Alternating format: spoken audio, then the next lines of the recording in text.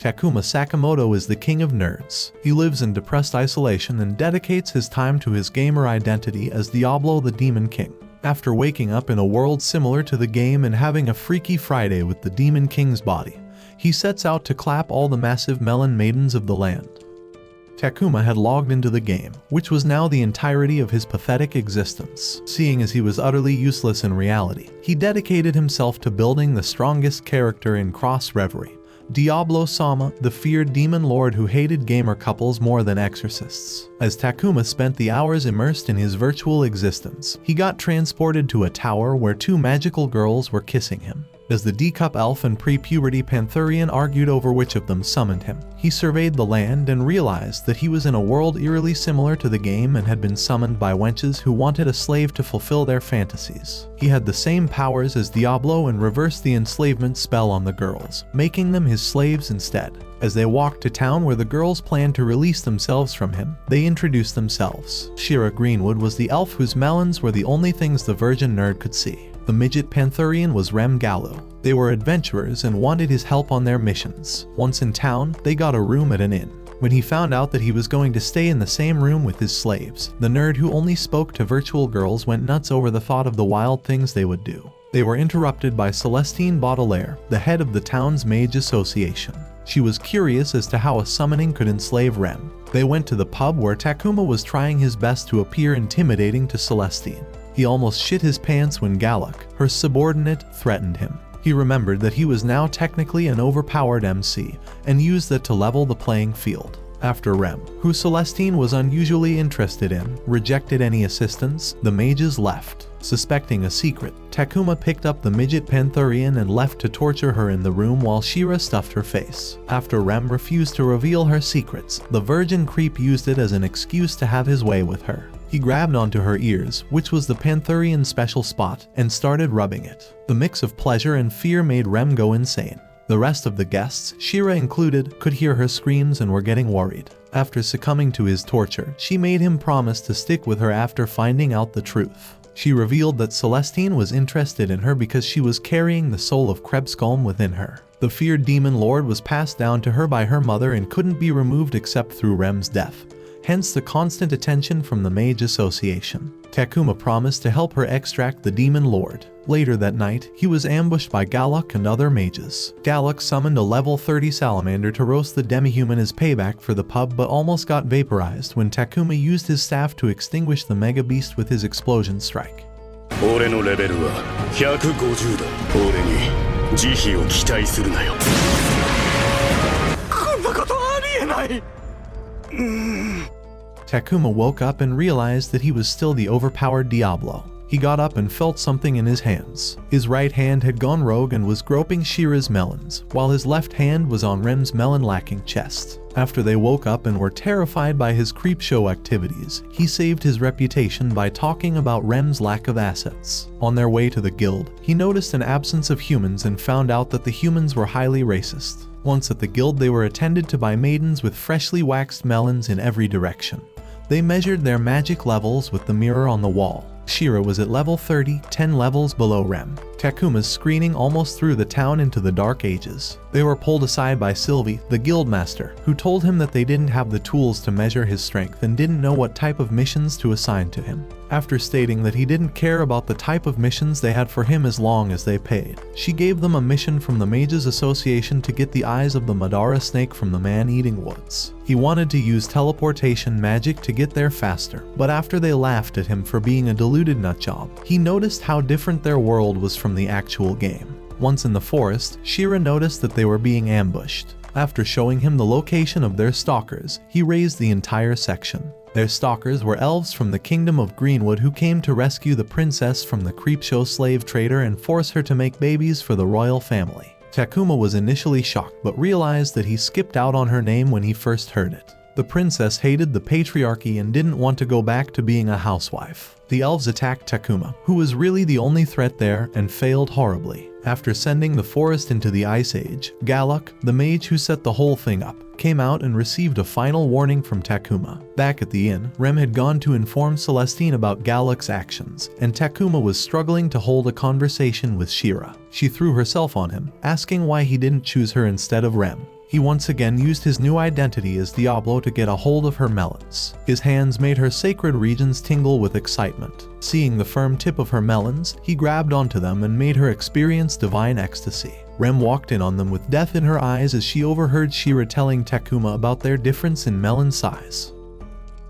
Sylvie summoned the squad to her office to present a new mission. Celestine wanted them to serve as a wine delivery crew to the bridge of Ulug. The pay for the simple job was high. Celestine was using it to repay for what Galak pulled with the elves. Rem, who was tired of the mage leader's handouts, decided to sit that one out. Outside the office, they met Emil Bitchelberger, the strongest adventurer in the guild. He had come to stop the creepshow slave trader from toying with Rem and Shira. After disgracing himself multiple times, the girls explained how they like being chained up and dragged along like puppies. Emil hid his shame behind a very well-rehearsed fake smile, and left after offering his help to Takuma if he ever needed it. Ulug was a fortress built to protect the city of Faltra from monsters that lived in the forest. Once they got to the fortress, the racist soldiers immediately surrounded them and wanted to attack Takuma, but they stopped when one of them recognized Shira. After proper explanations, the duo found out that an army of 100 fallen was marching to the city, which meant they were going to go through the fortress. After seeing that the people needed more time to escape to the city, Takuma decided to stay back and fight for them. Meanwhile at the city, Celestine had come to see Rem. She revealed that Galak had been fired. She also didn't trust Takuma's story of being a demon lord and believed that he was a fallen. Takuma, who was standing alone against an army of mutated zoo creatures, was using the 10-foot beasts for target practice. While Rem and Celestine spoke, Galak came in looking like he had snorted too much coke and was asking Celestine about his lack of a job. He revealed that he had manhandled the rest of the mages after hearing that he was fired, and decided that he was going to gut himself with a living knife and save the world. A true hero, Rem's attempt to stop him with a shadow snake failed. He stabbed himself and a fallen tore through him. Back on the bridge, the midget elf that led the army of monsters decided to face Takuma as he had become a huge problem to their plan.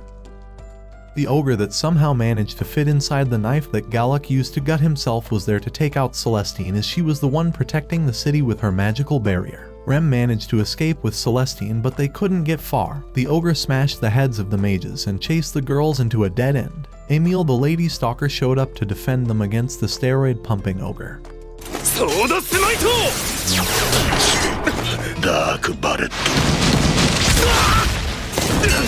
Meanwhile, back at the bridge of Ulug, Diablo and the midget mutant leader were engaged in a fight too fast for the average eye. Seeing as she wasn't inflicting any damage, she decided to use sacrificial charge on him, but ended up helping him pop his joint back in place.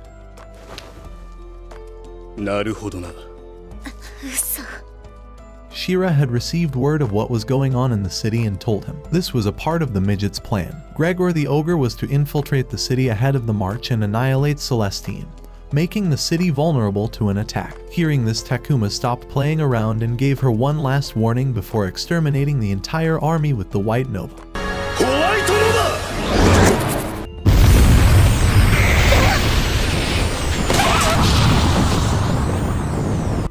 After seeing that she had somehow managed to survive, he left with Shira and used transportation magic to get to the city where Emil was about to join his perverted ancestors. He took over the fight and reversed the brawler sorcerer's magic with a sprinkle of demon lord power. The sorcerer tried using a black hole as a last resort, but again it got reversed on him. He ended up begging for life as Takuma tripled the black hole's gravity on him. He then sealed him off in eternal darkness, seeing him display such strength. The girls decided that they wanted to become Takuma's properties. He was tired from all the fighting and bounced his dizzy head off Shira's melons. He passed out after falling on Rem's ribcage. The people of the city spent the following days mourning their dead and slowly getting back to business as usual. After 10 days, Takuma, who was still glued to the bed, regained his strength when Shira pounced on him. Sylvia had told her that men like the Demon Lord needed such activities to rejuvenate themselves, and she was ready to let him rise up in her. Rem came in and drop-kicked her off his body. They both started a melon war despite Rem being severely disadvantaged. Sylvia came in and revealed that the Greenwood Kingdom had threatened the city of Faltra with war if they didn't return Shira in 10 days. The guild wanted Diablo the Demon Lord to fix things before they got out of hand.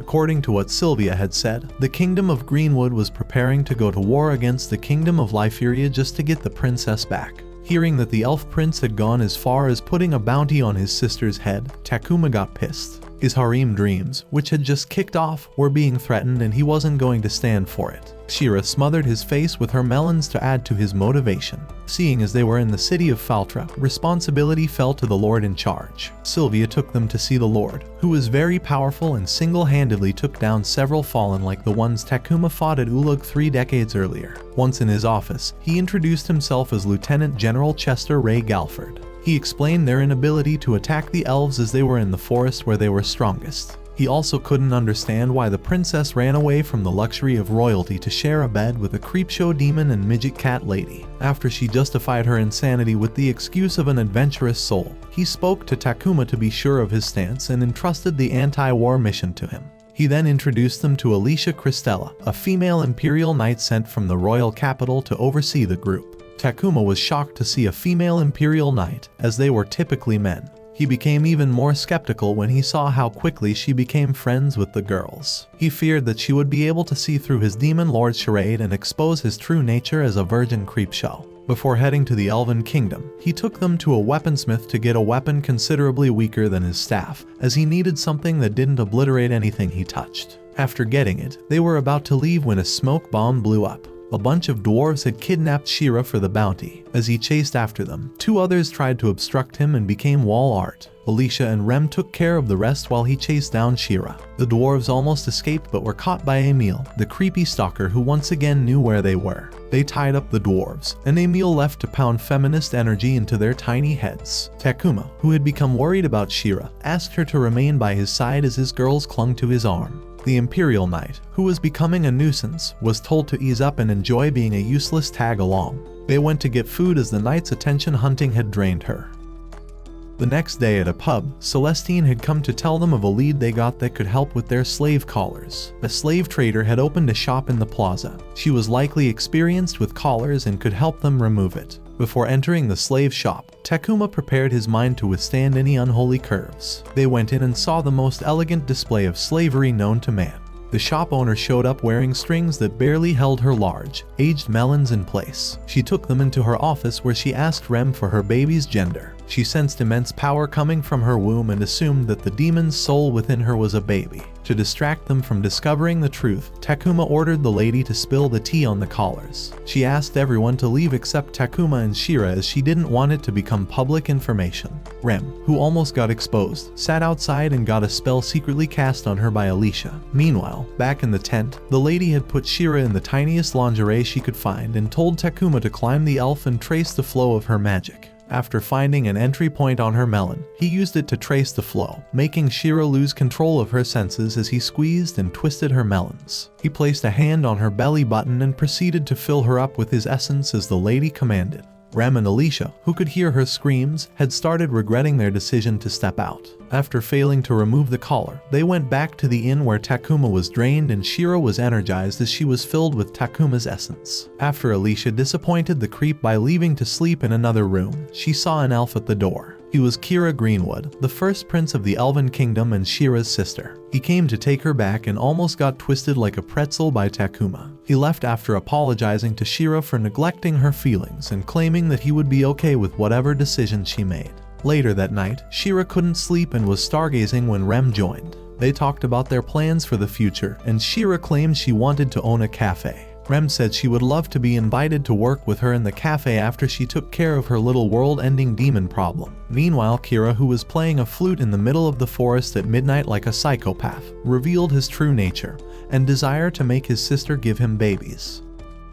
When Takuma was younger, he had some gamer buddies he hung around with at the park. After he found out that they only used him for his top-level equipment and gaming expertise, he began his journey into depressed isolation. Shortly afterwards, his life ended not being so bad as it had led him to the point where he was being crushed by the melons of the mythical maidens that now belonged to him. Once they all woke up, Rem left to report matters to Celestine, and Alicia left to make a report at the palace. Takuma decided to use the opportunity to make recovery potions with Shira as they waited for Shira's brother to come and be rejected. After some time, Kira showed up outside the inn playing his flute, and Shira revealed that she was a psychotic wench who actually craved her brother's touch. She left him at the inn and went with her brother. After he told Rem and Alicia what had happened, he went back into the room to sulk. His actions reminded him of his childhood and caused him PTSD. Rem suggested that she could have been under a spell, and he revealed that he knew that Kira was using the flute to enchant her. But he had never seen a flute like that in his game, so he didn't know what it was. After Rem decided that she was going after Shira regardless of the circumstances, he remembered their time together and decided to act like the demon lord he was supposed to be. Alicia decided to come with them despite knowing that she was going to be the team's low-budget Sakura. At his camp, Kira had chained up Shira, who was now thinking clearly, and asked her about the things Takuma made her do. When she told him that Takuma wasn't a psychotic oppressor like him, he released slime on her. The creatures climbed all over her and started melting her clothes away so the prince could begin preparations for the next generation of elf psychos. Luckily for her, Takuma showed up and freed her. Kira found out that he had destroyed his guards and warned him of war. Takuma claimed that he simply wanted to ensure that Shira wanted to be there. When Kira used his magic to alter her mind again, Takuma used his command over her to make her speak her truth. After she revealed her true feelings of wanting to be a part of Takuma's harem, Kira unleashed the secret art of the elves, a summoning capable of ending the world called Force Hydra. This was the second time Takuma was coming across a beast he had never seen before in the game. He started to realize that the world he was in was not cross-reverie at all and just had some similarities. After asking them to stand back, he began his fight with the Hydra. He expected the beast to have one skill as is the norm for summons, but when the creature regenerated and kept blasting him, he stopped relying on his gamer knowledge as he kept attacking the beast. Shira told him that summons like that had a core that was the only way it could be destroyed. The creature's core was constantly moving around in its body, which would have been a problem for a regular opponent, but not Takuma's specially curated character. He got under its belly and used Meishio Izuna, an attack that fried the beast from its insides. Its core was naturally destroyed, and the beast along with it. After defeating the Hydra, he was about to add Kira to the long list of defeated weaklings, but Shira begged for him to be spared. As the Creepshow Prince ran away in shame, his head was sliced off. Lord Galford revealed himself with his army of knights who had come to finish off the elves and seize Greenwood. The Lord had no plans of a peaceful settlement and always meant for Diablo to weaken the elf army. He knocked out Celsius and sealed Takuma in ritual magic meant to contain large beasts. When Sakura's sister, the incompetent Imperial Knight, came to stand against him, he sliced her sword in half with a single move. Takuma, who learned how to see the flow of magic, traced the flow of his cage and destroyed it. He used explosion on the Lord, but he was too fast and escaped it. Galford immediately flooded him with strikes, stopping him from having any room to use his powers. Using Supermine, he knocked out the Quicksilver wannabe and laid mines all over the field. The Lord still managed to get past them for a strike but got frozen in place. He broke out of the ice and was about to end the Demon Lord who was stuck in recoil from the last hit.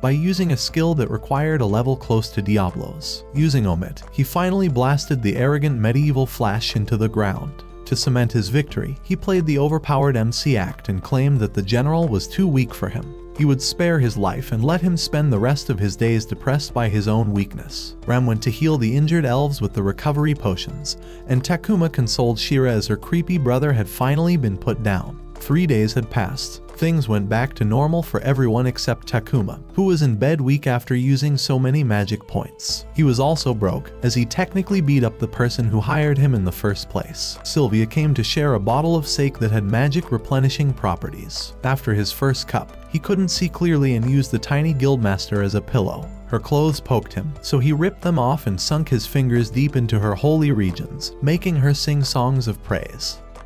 Alicia was at the castle of the imperial capital to make a report of the Greenwood case to the emperor. She ran into a paladin named Sadler who had massacred a village of demon lord worshippers the night before. He informed her that he would be visiting the city of Faltra as a priest had told him of a revelation suggesting that the demon lord's revival would happen there. At Faltra, Rem was teaching Shira how to summon creatures. She was only able to summon a turkey shot, a summon that could share its sight with its master, allowing whoever summoned it to see what it saw.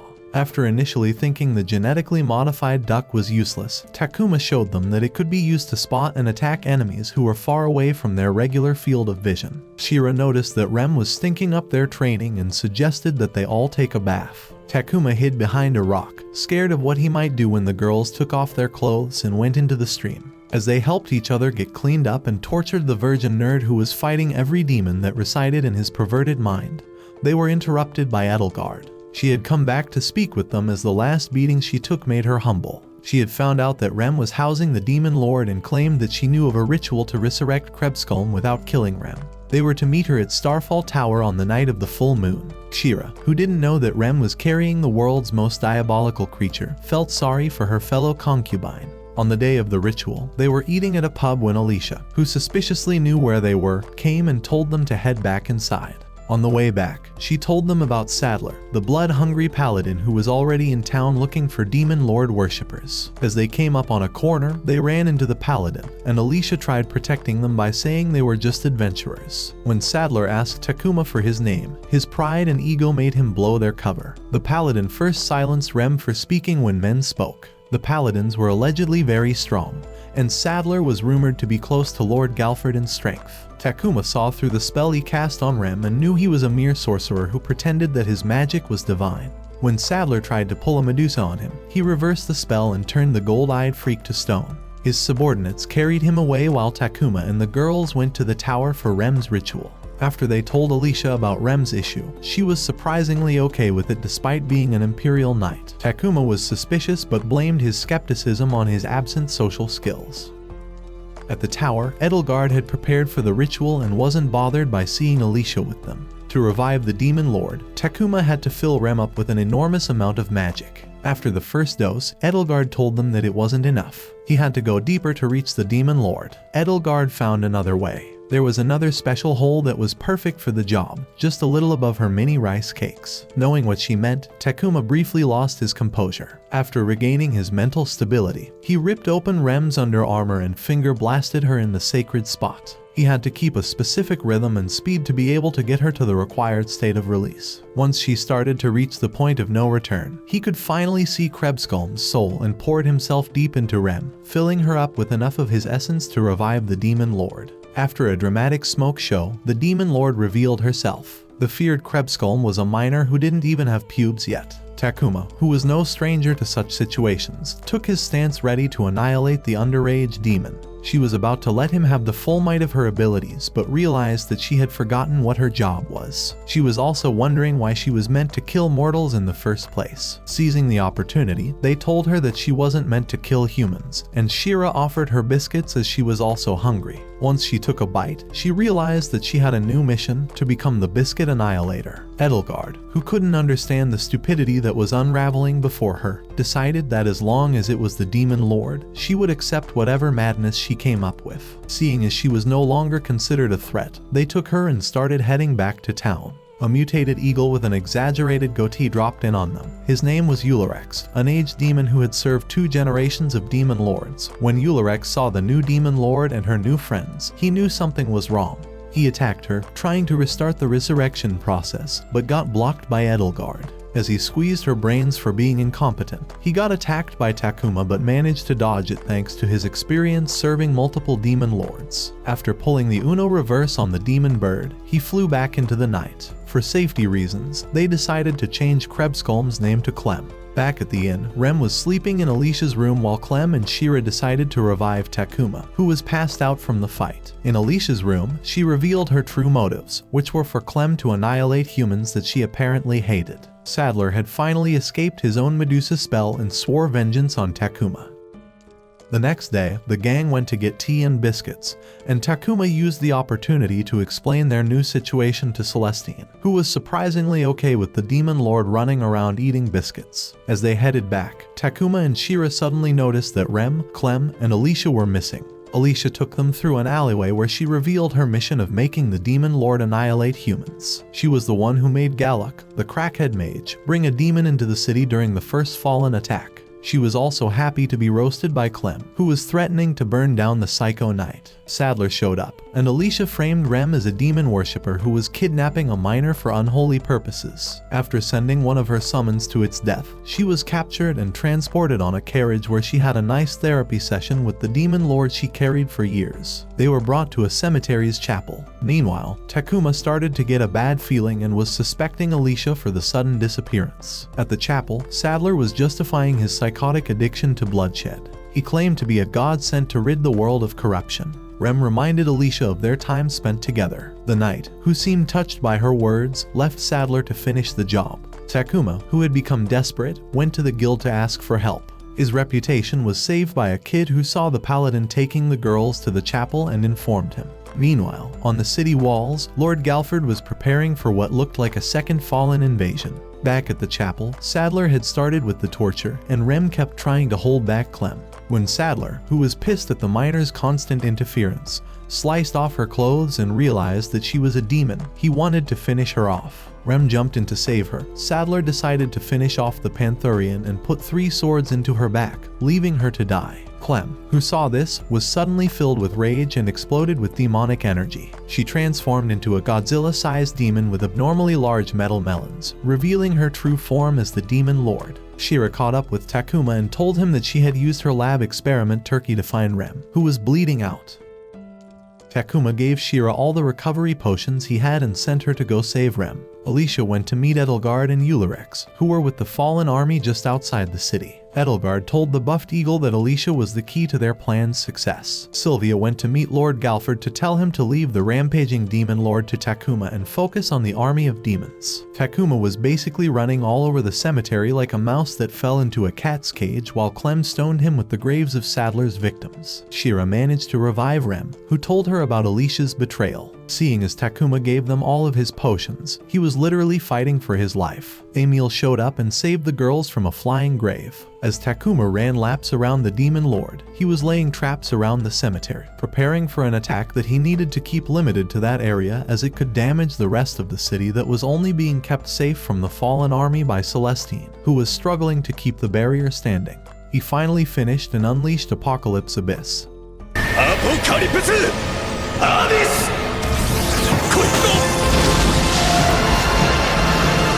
The strike brought Clem down but didn't finish her off. As she regained herself, Rem called out to her and reminded her of their promise. After hearing her, Clem returned to her original form. Eulerex notified Edelgard of her repeated incompetence, which had made their army waste their time again. As the gang reunited, Sylvia came and spoke like the only one that still had a functioning brain. The Demon Lord couldn't be allowed to roam free eating biscuits anymore. They came up with the idea of adding her to Takuma's harem.